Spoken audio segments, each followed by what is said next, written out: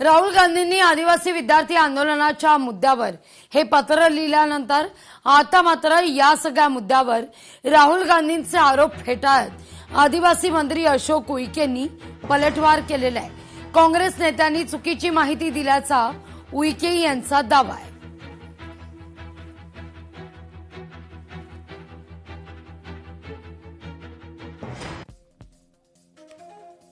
तुम्हाला नेहमीच उशीर होतो।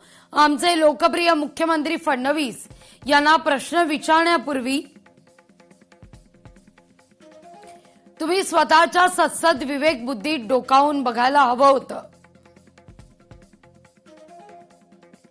ज्या दिवशी तुम्ही महाराष्ट्रात येऊन एक सशुल्क जनसंपर्क कार्यक्रम आयोजित केला त्याच दिवशी कार्यक्रमाच्या आधीच नागपूर चंद्रपूरच्या आमच्या आदिवासी विद्यार्थ्यांनी आपलं उपोषण मागे घेतलंय। कदाचित दिशाभूल करण्याच्या हेतूनं काँग्रेस नेत्यांनी तुम्हाला योग्य माहिती दिली नसेल असं उईके म्हणतायत। जेव्हा एखादा विद्यार्थी एका महिन्याच्या रजेवर जातो तेव्हा केवळ त्याच्या आरोग्याकरता तंदुरुस्ती प्रमाणपत्राची आवश्यकता असते असं म्हणत उईकेंनी या सगळ्या मुद्द्यावर दावा खोडून काढलेला आहे।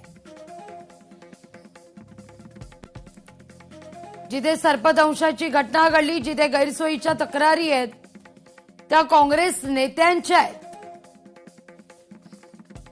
पण काळजी करू नका, राज्यातील महायुती सरकार राज्यातील विद्यार्थ्यांना त्यांच्या समाजाचा विचार न करता सुविधा पुरवण्यास सक्षम आहे असं आदिवासी विकास मंत्री म्हणतात।